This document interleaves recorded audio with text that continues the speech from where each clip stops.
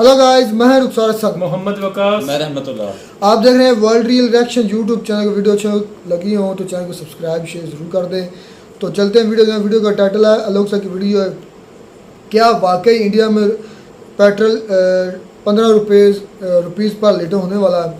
इस पर पाकिस्तानी जनता क्या बोलती है, इस पर आलोक सर क्या बोलते, देखते हैं पहले वीडियो, फिर देते हैं अपना रिएक्शन।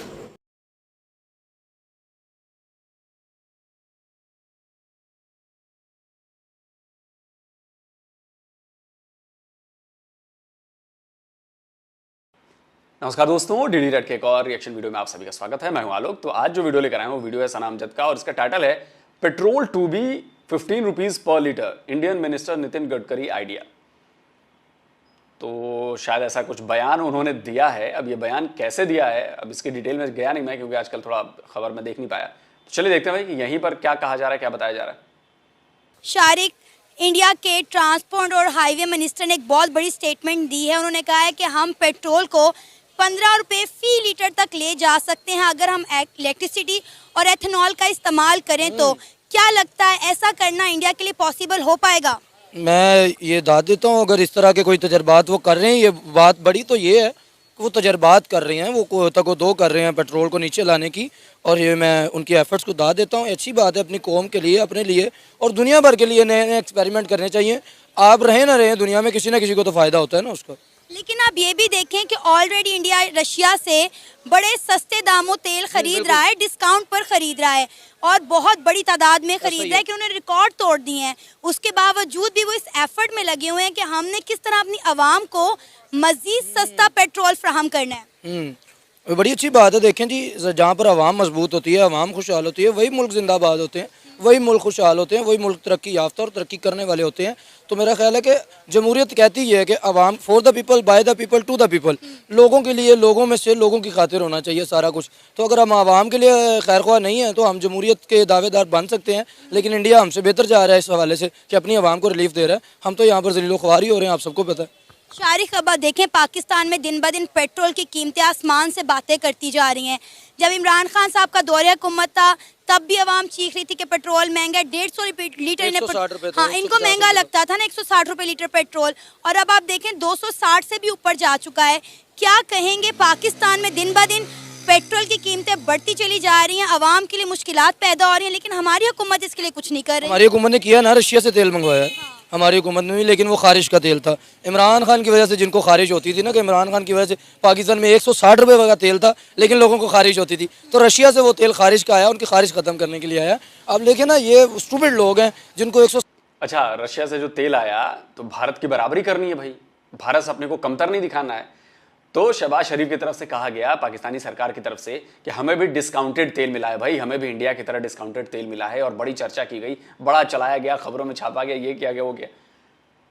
अगले ही दिन रशिया की तरफ से बयान आया कि ये झूठ बोला जा रहा है, कोई स्पेशल डिस्काउंट नहीं दिया है पाकिस्तान को। अब सोचिए कि जो सरकार अपनी पब्लिक से सरेआम झूठ बोलती हो और जिस देश से तेल लिया उसने, उसी देश ने उसकी पोल खोल दी हो। कितनी बेइज्जत सरकार है यार, कितनी बेइज्जत सरकार है। और मजे की बात, वो जो तेल आया वो तेल रिफाइन होके इंडिया से गया वहां पर।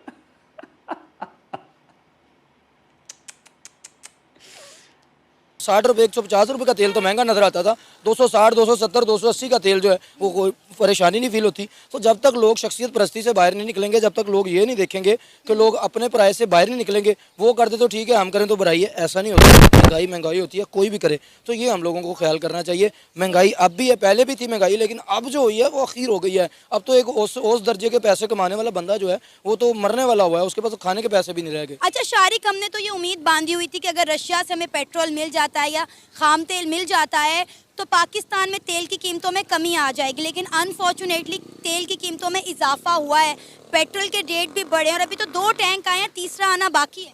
बिल्कुल, देखें, पहले तो ये पेट्रोल जो तेल है वो पाकिस्तान नहीं आया, ये पहले इंडिया आया और इंडिया में ही रिफाइन हुआ है। हमारे तक डायरेक्ट नहीं आया। बातें सुनने में आ रही हैं, आ गया तो है कहाँ पर? अगर है तो फिर हमें रिलीफ क्यों नहीं मिल रहा? अगर हमें रिलीफ नहीं मिल रहा तो मेरा ख्याल है कि फिर फ़ायदा कोई नहीं है इतनी बड़ी बड़ी बातें करने का, इतने पब उठा के खड़े होने का। हमें जब रिलीफ मिलेगा हम तभी मानेंगे कि तेल आ गया, पेट्रोल आ गया, पानी आ गया। अभी तो बारिश आ रही है और बारिश से भी आप देखें हालात यहाँ पर क्या हुए हुए हैं। और दूसरी तरफ हमें जो है रेड अलर्ट जारी किया है वो पाकिस्तान जो है डिज़ास्टर मैनेजमेंट अथॉरिटी ने, कि 8 से 10 जुलाई के दरम्यान जो है इंडिया भी पानी छोड़ सकता है। तो मैं ये भी उन्हें कहता हूँ कि आप भी देखें, पाकिस्तान में है या इंडिया में है, इंसान है।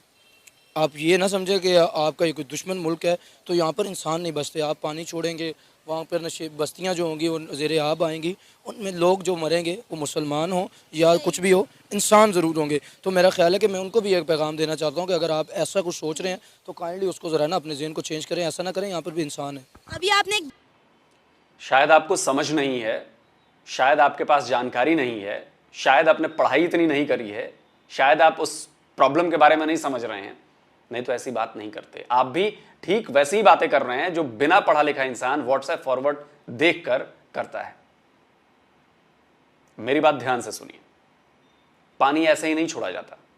पानी छोड़ने के लिए बाकायदा पहले ऐलान किया जाता है, सब सारे लोगों को सूचित किया जाता है, चाहे वो पाकिस्तान ही क्यों ना हो, और वो हमारे डैम से पानी छोड़ा जाएगा। हर जगह ऐसा ही किया जाता है। अगर हमने पानी नहीं छोड़ा तो डैम टूट जाएगा, और डैम टूटा तो पाकिस्तान वैसे ही तबाह बर्बाद हो जाएगा। हम तो होंगे ही, आप भी तबाह हो जाएंगे, हमारा एक हिस्सा होगा, आप पूरी तरह से तबाह हो जाएंगे।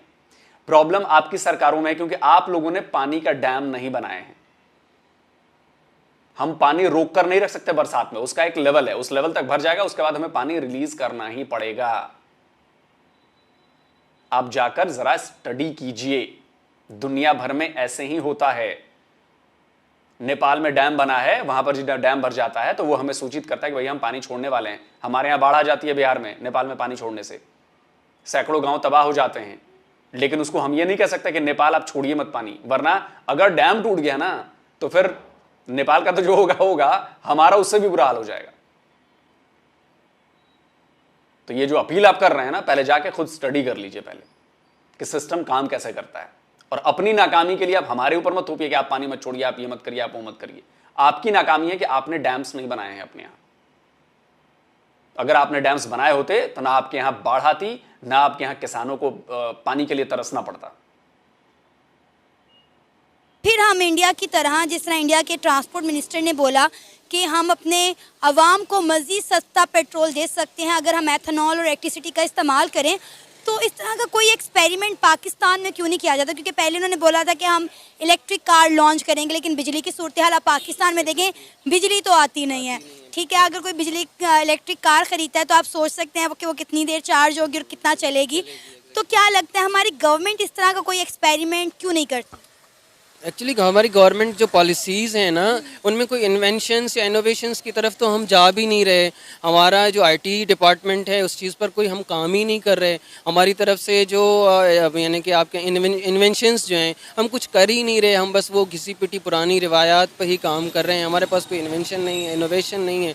तो हम इंडिया को कम्पीट इंजीनियरिंग डिपार्टमेंट्स को, हमारा इंजीनियरिंग डिपार्टमेंट को हम देखें तो हमारा उस पर कोई काम नहीं है बेसिकली। अगर हम कोई चीज़ जो बनाते भी हैं, जैसे अभी इलेक्ट्रिक कार्स का आपने कहा कि पाकिस्तान में ये प्रोजेक्ट आएगा, शुरू होंगी, तो हमारे पास इलेक्ट्रिसिटी है ही नहीं, तो हम इलेक्ट्रिक कार का क्या करेंगे?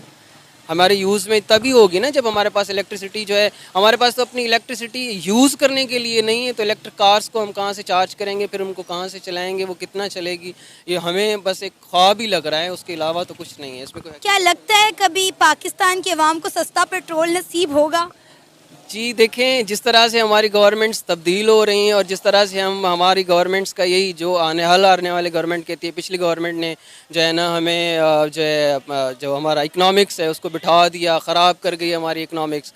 तो भाई अगर उसने ख़राब की थी आप ठीक करें, ठीक करने की बजाय वो उसको ज़्यादा ख़राब किए जा रहे हैं। तो हमें नहीं लगता कि कोई इस तरह की गवर्नमेंट की हमारी की पॉलिसीज़ आएंगी। हम आवाम के लिए भी आवाम दोस्त पॉलिसीज़ कभी हमारी गवर्नमेंट कर पाएगी, ऐसा सचेज़ लग नहीं रहा कोई जो है करीब मुस्तकबिल में। हमें तो कुछ ऐसा नज़र नहीं आ रहा। क्या वजह है इंडिया की गवर्नमेंट अपनी आवाम के बारे में बड़ा सोचती है?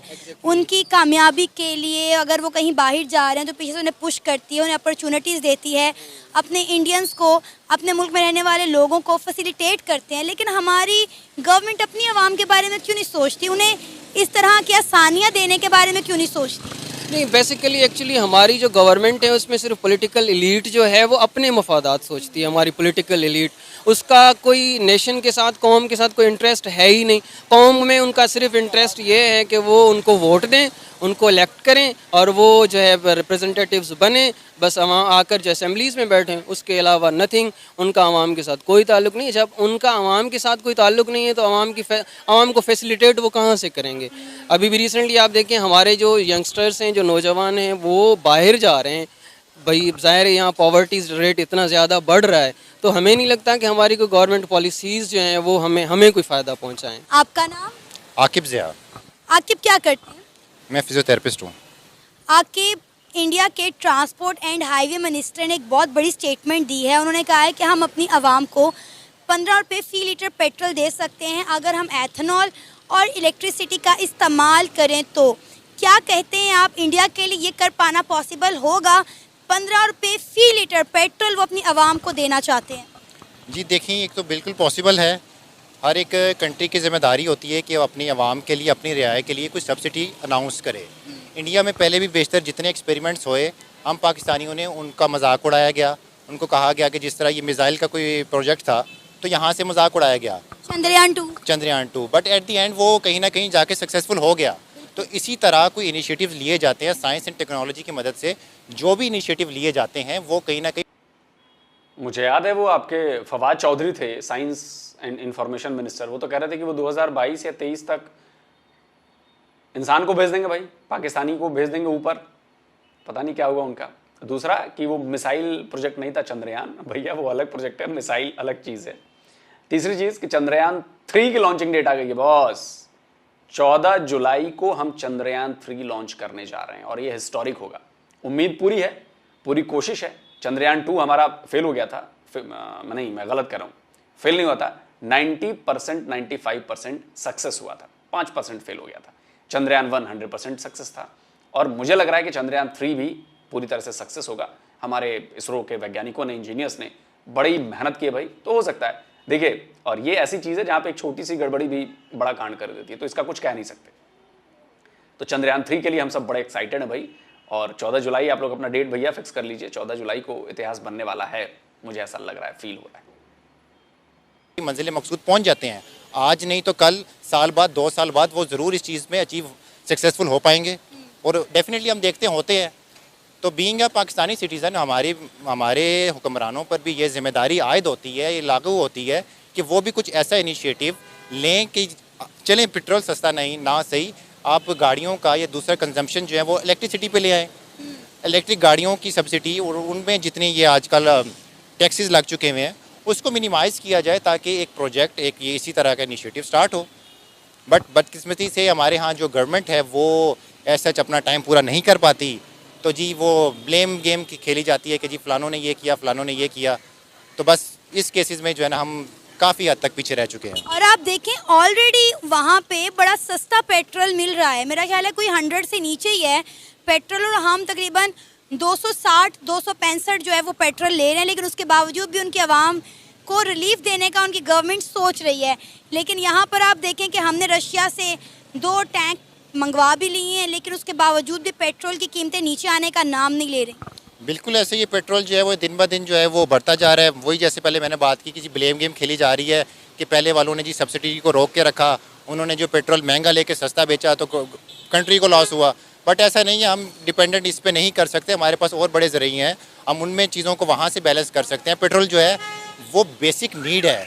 आप ये रिक्शे वाला देख लें पीछे, ये बाइक वाला देख लें और वो सामने ऑडी वाला भी देख लें, दोनों को पैरेलल इक्वल रेट्स पे पेट्रोल मिल रहा है, जो कि उसके लिए तो अफोर्डिंग करना बड़ा इजीली है। लेकिन ये जो एक रिक्शा ड्राइवर है जिसकी आमदनी ही 25-30 हज़ार है, तो वो उसका पेट्रोल एक्सपेंसेस देख ले तो वो 15-20 हज़ार तो उसका पेट्रोल एक्सपेंसेस है। चलिए सर, अगर हम मान लेते हैं हमारी गवर्नमेंट इसमें नाकाम होगी कि वो रशिया से सस्ता पेट्रोल ख़रीद सके, सस्ता तेल ले सके, तो हम उसके ऑल्टरनेटिव खुद क्यों कोई नया रास्ता तलाश क्यों नहीं करते? देखिए जी, वो फिर पेट्रोल का जो रास्ता था वो ईरान से भी था कि वहाँ पर भी आज भी कहा जाता है कि आपकी कोयटा वाली साइड पे आज भी 50 रुपये लीटर पेट्रोल मिलता है। बेशक वो जिस तरह भी कह लें ब्लैक में मिलता है या जिस तरह भी मिलता है, लेकिन वहाँ पे तो मिल रहा है। तो वो क्यों ना हम वहाँ से मुआहदे अच्छे कर लें, वहाँ से अपने इतने स्ट्रॉन्ग रिलेशंस बना लें, एग्रीमेंट वहाँ से पूरे कर लें कि जब कहा जाता है कि जी IMF का एग्रीमेंट है तो वहाँ से नहीं ले सकते, यहाँ से नहीं ले सकते, लेकिन कुछ ऐसी स्ट्रेटजी प्लान करनी चाहिए कि हम ईरान से ले लें, हम वहाँ से लें, जिससे हमारी आवाम को फ़ायदा हो, हमारे इतने स्ट्रॉन्ग रिलेशंस हों आसपास कंट्रीज़ के साथ कि हम वहाँ से उनके साथ ये एग्रीमेंट साइन कर लें। लेकिन रशिया से लेने के बावजूद भी ऐसा कमी नहीं आई, 5 रुपये 10 रुपये कमी लाना वो कोई बड़ी बात नहीं होती।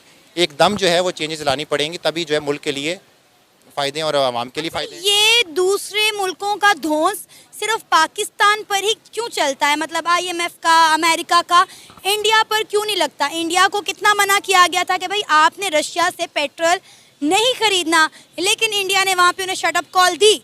इंडिया ने कहा जो हमारे मुल्क के लिए, हमारी आवाम के लिए फ़ायदेमंद है हम वो ही करेंगे, हम बेहतर जानते हैं आप कौन होते हैं हमें डिक्टेट करने वाले। और आज देखिए उन्होंने रशिया से इतना तेल ख़रीदा कि सारे रिकॉर्ड तोड़ दिए और इंडिया और रशिया आपस में ट्रेडिंग पार्टनर बन चुके हैं। ऐसी ये देखें, एक तो पॉलिटिकली इंस्टेबिलिटी की भी बात होती है, पाकिस्तान में पॉलिटिकल इतनी स्टेबल है ही नहीं, और दूसरा आप इंडिया की बात करें, India I don't think so कि वो इतना IMF का मकरूज़ होगा जितना पाकिस्तान है। तो पाकिस्तान को उनकी बातें इनडायरेक्टली डायरेक्टली माननी पड़ेंगी, फिर ही जो है उनको ये इनके कर्जे और इनके फिर ही जो है ना हमें कुछ मिल सकता है, क्योंकि ओवरऑल कंट्री की जो सिचुएशन है वो ऐसे जितनी अब पावरफुल नहीं रही। पाकिस्तान जो है वो आज से 10, 20, 30 साल पीछे जा चुका है। बेशक जिस भी हुकूमत की ज़िम्मेदारी हम उसको आयद करें कि जी फ़लानी ज़िम्मेदार है, फ़लाना ज़िम्मेदार है, लेकिन ओवरऑल ये सारे ही ज़िम्मेदार हैं जिन्होंने पाकिस्तान को 20 से 30 साल पीछे फेंक दिया है। आपको लगता है कि हमारा पाकिस्तान एक ऐसा मुल्क है जिसमें हम अपनी आवाम की ज़रूरियात ये मुल्क खुद साख्ता पूरी नहीं कर सकता? क्या यहाँ पे कोई ज़रख़ाइज़ नहीं है या हमारी गवर्नमेंट उनको यूटिलाइज़ नहीं करना चाहती? देखें जी, एक तो एक्सटर्नल प्रेशर भी होता है, दूसरा एक इंटरनल प्रेशर भी होता है। हमने जितनी ये 1-2 साल में जितनी इंडस्ट्रीज़ थी उनको बैन कर दिया। अब कहा जा रहा है कि जो मैकडोनल्ड्स है ये भी पाकिस्तान से बैन हो रही है, जो भी आई थिंक सो पता नहीं फेम गेम थी या जो भी था, लेकिन जितने ये ब्रांड्स हैं, शेल पेट्रोल पंप कह रहे हैं कि यहाँ से जा रहा है, जितने ये ब्रांड्स हैं वो इसी इंस्टेबिलिटी के चक्कर में, इसी जो फाइनेंस प्रेशर पड़ा हुआ है, फाइनेंशियल भी जो कंट्री पीछे जा रहा है, उस प्रेशर की वजह से डेफिनेटली कंपनीज़ भी, इंटरनेशनल कंपनीज़ भी स्टेप डाउन कर रही हैं, स्टेप बैक कर रही हैं। नो डाउट पाकिस्तान में ज़ख़ीरी ज़मीन है ये, और यहाँ पर काफ़ी मदनियात, काफ़ी सारा कुछ है, तो हमें इसको यूटिलाइज़ करना चाहिए। हुकूमत की भी ज़िम्मेदारी है कि इस चीज़ को, एक प्लान होता है, एक प्लान के तहत चलते होते हैं कि डिफरेंट जो कंपनीज़ के ऑनर्स हैं उनको मिला के, उनको मिल बैठ के वहाँ पर जो है ये स्टेप लेना चाहिए। बट अनफॉर्चुनेटली पता नहीं ये क्या अंदर सिचुएशंस होती है कि हम इसको एनालाइज़ नहीं कर पाते कि यार आखिर ऐसा क्यों है। पड़ोसी मुल्क की मिसाल ले लें, इंडिया ने अपने तमाम नेबर कंट्री के साथ, इवन कि अपनी फॉरेन पॉलिसी इतनी अच्छी उन्होंने बनाई हुई है कि उनके सब कंट्री के साथ जो है ताल्लुकात बड़े अच्छे हैं, वो ट्रेड करते हैं, अपनी आवाम को रिलीफ देते हैं, अपने मुल्क में वो मैन्युफैक्चरिंग कर रहे हैं, तमाम ब्रांड, तमाम बड़े इन्वेस्टर उठ के इंडिया में जाकर बैठ गए हैं। लेकिन आज तक हम एक अच्छी फॉरेन पॉलिसी नहीं बना सके, आज तक हम यही नहीं तय कर पाए कि हमारा किस मुल्क के साथ ताल्लुक़ रखने में हमारा फ़ायदा है, किसके साथ हमें ट्रेड करनी चाहिए। एक्सपोर्ट हम करते नहीं थे, इंपोर्ट भी हमने बंद कर दी। बिल्कुल ऐसे ही ये एक तो जिम्मेदारी आती है, फॉरेन मिनिस्टर पे भी जिम्मेदारी आती है। अब वहाँ के जो फॉरेन मिनिस्टर हैं वो उनकी पॉलिसीज़ हो रहे हैं। यहाँ का फॉरेन मिनिस्टर आप देख लें कितना उसका टाइम पीरियड होता है, जो ही उसका टाइम पीरियड होता है वो सेटल डाउन होता है, तो वहाँ पर जी आपकी गवर्नमेंट बदल दी जाती है, गवर्नमेंट जो है क्या कह देते हैं कि जी पलट दी जाती है। तो वो उसको भी किसी भी स्पेसिफिक बंदे को इतना टाइम ही नहीं मिला कि वो चीज़ों को मैनेज करे, चीज़ों को यूटिलाइज़ करे कि किस तरह एक प्लान के तहत हमने चलना है। अगर आज भी ये प्लान कर लें तो फिर भी चीज़ों को बेहतर होने में 5 से 10 साल लगते हैं। 5 से 10 साल, 50 से 100 साल में हो जाए तो कहिएगा भाई। और दूसरा, बुद्धि होनी चाहिए ना भाई, कोई भी काम करने के लिए बुद्धि का होना बहुत ज़रूरी है, और पाकिस्तानियों में बुद्धि की बहुत कमी है, चाहे वो लोग हों, वहाँ के बाबू हों, वहाँ के ऑफिसर्स हों, वहाँ की आर्मी हो, या वहाँ की सरकार हो, या वहाँ के नेता लोग हों, बुद्धि की बड़ी कमी है। वरना बुद्धि की कमी नहीं होती तो 75 ईयर्स में कुछ तो ऐसा करते हैं आप। एक बाइक का इंजन तो अब तक आप बना नहीं पाए, 75 ईयर्स में बातें बस बड़ी बड़ी हवा में करवा लो। दूसरी बात कि कैसे 15 रुपये लीटर होगा ये तो मुझे नहीं पता, बट एक चीज़ है कि हमने एक्सपेरिमेंट्स किए हैं, और जहाँ तक मुझे याद है, दर्शक मुझे आप लोग कमेंट में बताइएगा मुझे, शायद एथेनॉल का इस्तेमाल करके हम लोगों ने, एथेनॉल का ही शायद, हज़ारों करोड़ रुपए हमने बचाए हैं इस बार, हज़ारों करोड़ रुपए पेट्रोल पर, फ्यूल पर। तो ये कोई छोटी मोटी बात नहीं है।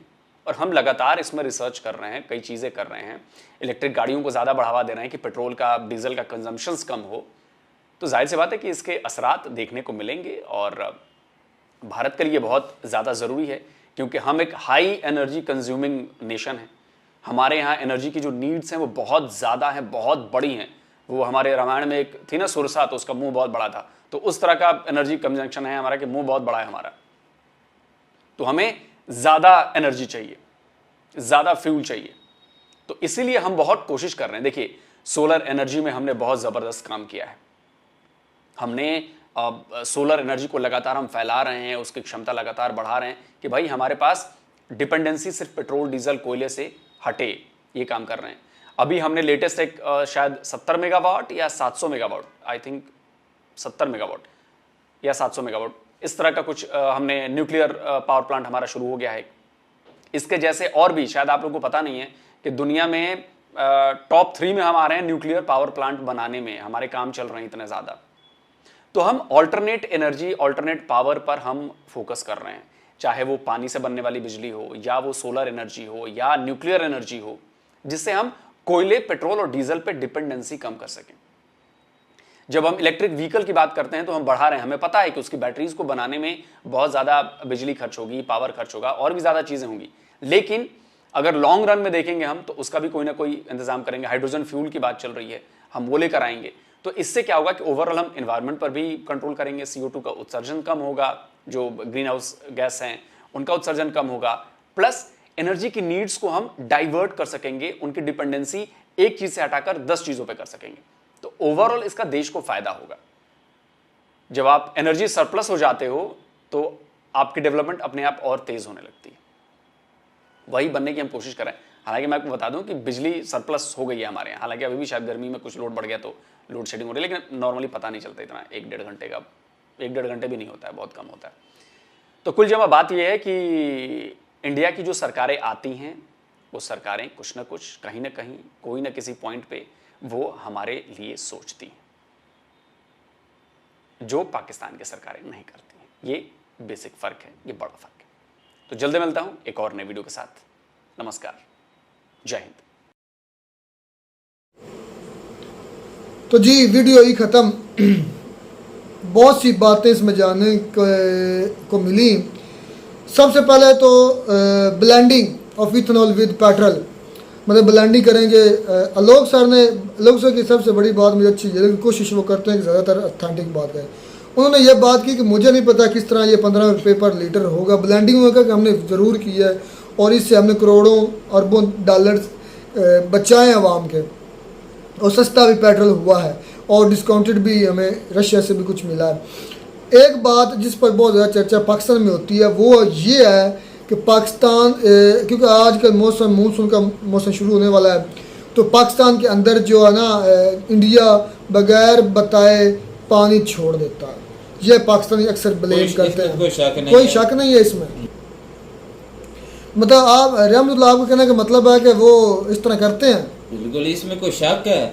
देखेंगे जितनी मरतबा भी पाकिस्तान में जो पानी छोड़ा गया, इंडिया ने बिल बताया एक आधी मरतबा होगा उन्होंने बताया कि पानी छोड़ रहे हैं। यार रहमतुल्लाह की बात से मैं भी मान लेता हूँ छोड़ता। अच्छा, पाकिस्तान के पास ऐसे सिस्टम ही नहीं है, चलो वो छोड़ते थे महफूज कर दें, ठीक है। हाँ, वही तो मैं भी बात कर रहा हूँ, हमारा सिस्टम भाई इतना थका है, खुदा के लिए इस तरह पानी ना छोड़ दिया करें।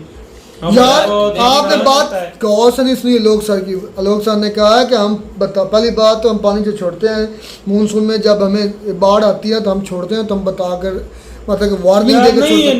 पहली बात एक बड़ी बात और उन्होंने की है, उस पर आपने ध्यान नहीं दिया। उन्होंने कहा है कि हमारे जो है ना डैम्स, जब मानसून होता है तो हमारे डैम्स जो भर जाते हैं। अगर हम वो डैम्स जो है ना, जब उनकी लिमिट क्रॉस होने लगती है तो हम पाकिस्तान को इतला देकर पानी छोड़ते हैं। उन्होंने कहा अगर हम पानी वो ना छोड़ें तो वो जो डैम्स भरे हुए हैं ना इंडिया के, वो अगर टूट जाए तो इंडिया के जो इलाके डूबेंगे तो डूबेंगे। उन्होंने कहा कि इंडिया के इतने बड़े डैम्स हैं, उनका रुख पानी का जो है वो पाकिस्तान की तरफ है, तो पाकिस्तान तो हो सकता है सारे डूब जाए, पंजाब तो सारी लगा जाए, इतना उन्होंने कहा है। नहीं, ये बात उनकी मानने वाली है, बिल्कुल इसी तरह है। ये बात कोई शक नहीं है, बात में वो नहीं कर रहा, वो तो मुझे भी पता है कि पाकिस्तान में ऐसा हो सकता है, लेकिन ये देखें कि अभी उन्होंने जो रावी है वो इंडिया को उन्होंने बंद किया है, लेकिन तो वो है ही उनका ना, उनके हिस्से में आया ना, वो तो ठीक है उन्होंने जैसे लेकिन इनका कहने का मतलब है यार कुछ ना कुछ तो छोड़ा करो ना, हम जो हमारी जो फसलें हैं इस तरह बिन बताए वो छोड़ देते हैं, और बिन इससे बताए कितना ऐसा पाकिस्तान कभी को भी नहीं नुकसान होता। है। अच्छा मुझे ये बताओ, अभी देखिए जो हाल ही में अच्छा मुझे बिन बताए अगर छोड़ते होते हैं तो आपके जो पाकिस्तानी हैं जो वो रेड अलर्ट जारी करते हैं कि फलाने पुल से फलाने दरिया में फलाने वक्त इतना इतना क्यूसिक पानी गुजरेगा, रेला गुजरेगा, ऊंचे दर्जे का स्लाब गुजरेगा, लो दर्जे का स्लाब गुजरेगा, तो उनको फिर कैसे पता चल जाता है? वो तो देखेंगे जब पानी गुजर रहा हो तो पीछे नहीं, पाकिस्तान मेरी बात सुनो, वो सैटेलाइट से तस्वीर लेते होंगे ना भाई ऊपर आ गया पानी, हम जो है ना वार्निंग दे, ये तो चीजें कोई ना कोई तो यानी कि पता चलता होगा, ज्यादा पता चल जाता है कि पानी इतना है,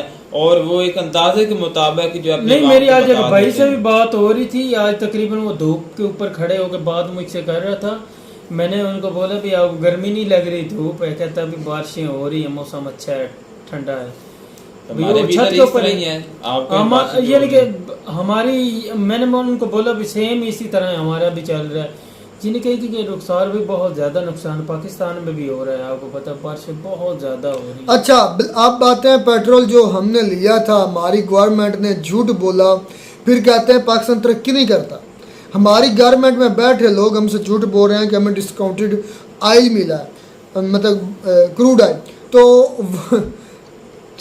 दूसरे दिन बयान आ जाता है रशिया का, और गधो तुमको किसने डिस्काउंटेड ऑयल देना है? यार पता नहीं है, मेरी बात सुने, पाकिस्तानी पॉलिटिशियन है ना, ये मैं कहता हूँ इस तरह सारों को तो नहीं बोलूँगा, अच्छे लोग भी हैं बुरे भी हैं, इतने झूठे यार, ये तो सोच ले करें, ये बात करें, ये इनका यानी कि जवाब भी आ सकता है, तो फिर शर्मिंदगी होगी, इस तरह की यार बात ही ना किया कर। मेरी बात सुन, जब इमरान खान गया था ना पुतिन से, उसका मुआहदा हो रहा था, उस टाइम वो बोल रहा था भी मैं आपको डिस्काउंट पे तेल दूंगा, लेकिन इन लोगों ने ऐसी अच्छा मुझे ये बता, ऐसी कौमें तरक्की कर सकती हैं, ऐसी कौमें इंडिया का मुकाबला कर सकती हैं जो खुद उनका लीडर उनके अवाम से झूठ बोल रहे हैं? हमारा पहली बात तो लीडर नहीं है, आपको कितनी मरतबा कहा है कि हमें उसका यार तुम्हें जितनी मर्जी मिर्चें लगे, वो हमारा वजीर आज़म है, लीडर नहीं है तुम्हारे अच्छा तुम ना मानो, आपके मानने से क्या फर्क पड़ता है? जब ऑयल की प्राइस बढ़ती है उसके साइन होते हैं ना,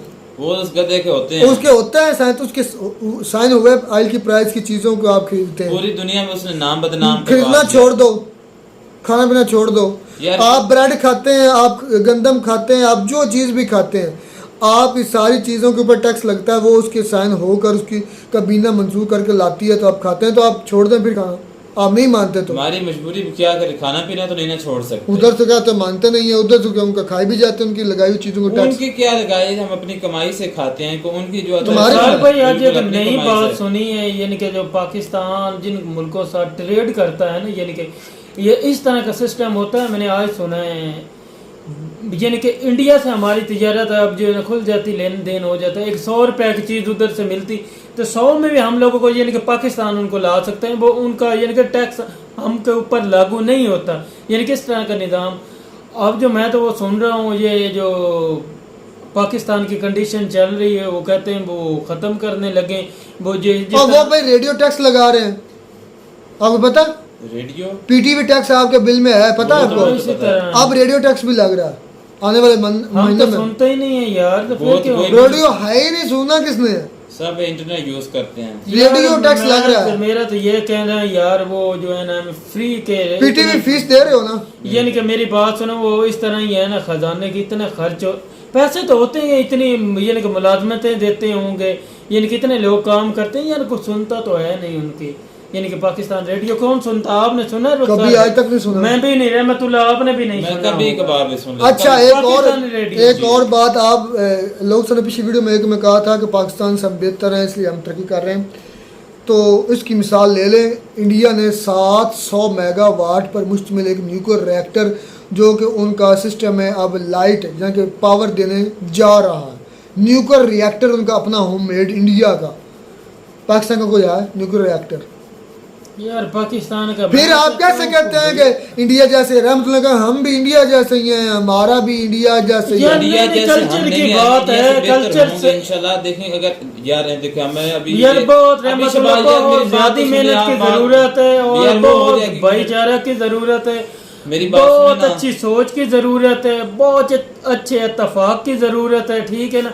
अब बहुत ज्यादा अपनी सोच बदलने की जरूरत है, पहली बात तब तो ये जाके है कि हमारे भाई हालात बता- अच्छे आप होंगे। मुझे ना जब मैं बोलने लगता हूं तो आप टोक जी देते अब हैं आप मुझे। ही बोले, मैं भी खामोश मैंने हूं। पहले पीएम जो है शहबाज शरीफ उसको गधा कहा। इसके कहने की वजह वो गलत है तो उसको अब कभी आपने मेरे मुंह में सुना है कि जो इमरान खान साहब के बारे में कभी मैंने गलत बोला हो या किसी पाकिस्तानी ने भी गलत बोला होगा एक आधे को छोड़कर, क्योंकि वो एक अच्छे और ईमानदार लीडर थे और इंशाल्लाह आगे आएंगे भी। अच्छे लीडर को भाई सब सपोर्ट करते यार हैं। बात मैं इंडिया पाकिस्तान की कंपेयर तुम मैं- शहबाज इमरान का आप जब भी कंपेरिजन बात कर कर रहे वो हो। रहे हैं कहता ना। घुमा फिरा के मैं वही लेकर आप आऊंगा। बात वो करते हैं ना कि जिससे मेरी बोलती बंद हो जाती है और वो ये है कि हमारे जो है पीएम वो है शहबाज शरीफ। मैंने इसलिए आपको कहता हूँ कि हमें वे हमारा जो है पीएम वो नहीं है और उसको हमारा पीएम ना कहा करें। आप कहते हैं कि आपके कहने या ना कहने से वो कोई बन तो नहीं ना सकते, पीएम नहीं तो हो सकते, लेकिन इस वजह से मैं आपको कह रहा हूँ कि हमारे जो पीएम थे इमरान खान साहब उनकी का सब लोग कदर करते थे, उससे खुद सलाम लेते थे, उसकी जो है ना उससे सिग्नेचर करवाते थे लोग। आपको पता है जो उमामा है ना उसने बेड पर इमरान खान साहब के जो है ना सिग्नेचर करवाए थे। यार कहना क्या चाहते हो? कहना मैं ये चाहता यार हूँ कि इमरान इंडिया खान से- से- ने मेरी बात नहीं उसका सुन ले, कहना क्या चाह- करने ही नहीं, इधर बैठे ठीक है ना। वो तो एक हमारा जाती मैटर है, हम जो है ना रिएक्ट कर रहे हैं उनकी एक वीडियो के ऊपर। क्योंकि हम- पेट्रोल जो है वो 15 रुपए पर आ जाएगा, ब्लेंडिंग कर रहे हैं इथेनॉल और वो ये रिएक्टर। कि इंडिया के अंदर हाँ जी 15 नहीं, रुपए नहीं, लीटर। मेरी बात सुनो, मैंने सुना था एक इंडियन भाई का ही सुना था, तकरीबन 200 के करीब है उधर भी क्या? पेट्रोल। नहीं नहीं नहीं नहीं नहीं उनका पेट्रोल मुझे एग्जैक्ट सॉरी मुझे 100 से नीचे ही है। अगर मैं आप मैं गूगल correct- चेक कर लें। कर- यार कर- मेरी कर- बात सुने, मेरी बात सुने, ये मैंने एक भाई का अभी सुना चेक था, कर हो लिया सकता है झूठ बोल रहा सच बोल रहा, ये तो नहीं मुझे कन्फर्म। गंदम का रेट बता रहा था तकरीबन 3000 के आसपास बता रहा था। नहीं नहीं नहीं नहीं नहीं नहीं नहीं यार नहीं, पर गंदा मुझे बाकी- फी केजी जो है वो 20 है, 15 से 20 रुपए या 25 रुपए उसके हिसाब लगा ले कितना बनता है। 20-25 रुपए फी केजी। हाँ 1 किलो का। तो वो तो बहुत कम बनता है यार। हाँ जी तुम कितना का मैदा है मुझे, तुमने तो मुझे हैरान कर दिया। मैंने इस तरह यार सुना ही है, वो मैंने बोला भी शायद वो मजाक कर रहा है या सच बोल रही है, तो मुझे नहीं पता है।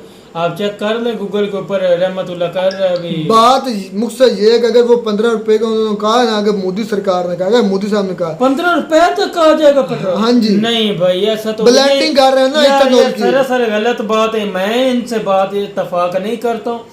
इस दुनिया में इस तरह के हालात चलते होंगे तो 96 रुपीज हैं। नहीं नहीं भाई जो है ना न्यू दिल्ली में देखें कि 106 रुपए इशारिया 31 पैसे जो है ना वो लीटर है। चले फिर भी ये कि आप 100 से ऊपर ही हैं। तुम 200 कह रहे थे, 270 पे हमारा आई थिंक 75 पे हाँ तो 107 रुपए उधर चल रहा है। और 105-7 रुपए उधर चल रहा है। कितना डिफरेंस है? डिफरेंस तो नहीं है, अगर वो उनकी करेंसी आप कन्वर्ट करेंगे तो हमारी ओ करेंसी यार करेंसी इधर कहाँ आ गई? क्या करेंसी, करेंसी की वैल्यू होती नहीं है। बात मुझसे नहीं है कि अगर उन्होंने ये, अगर मोदी सरकार ने कहा कि हम 15 रुपए पर लीटर, लेकिन ये होगा नहीं भाई देखिए उन्होंने न्यूक्लियर रिएक्टर बना लिया जिसमें 700 मेगावाट बिजली बना। अच्छा रुखसार भैया आपका मानना भी वो 15 रुपए पे लेके आएंगे इंडियन?